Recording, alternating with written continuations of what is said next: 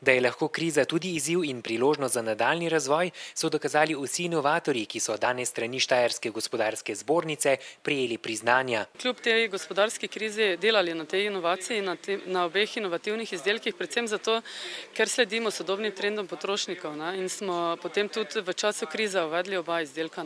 Najprej polisnek, nato polipate. Glede zaradi tega, ker smo tako mali, je inovativnost eden izmed ključnih elementov, ki jih moramo zbrati, da se pokažemo, da smo v srcu veliki. Inovacije so za Slovenijo ključne, predvsem pri prodoru na tuje trge. Trenutno se ukvarjamo v bistvu z sosednjimi državami, v kratkoročnem planu pa imamo arabski svet, se pravi v načrtu, da prodremo na njihove trge. Komisija je imela letos precej več dela, saj se je prijavilo skoraj dvakrat več inovatorjev kot lansko leto. Štajerska gospodarstvena zbornica je naredila kar velik korak k promoviranju tega dogodka, tako da se je mogoče tudi več ljudi prijavilo k temu. Na podelitvi pa ni manjko niti starosta slovenskega inovatorstva Peter Florjančič, ki je v življenju ustvaril preko 400 izumov. Prešla je doba vizije, fantazije, ideje.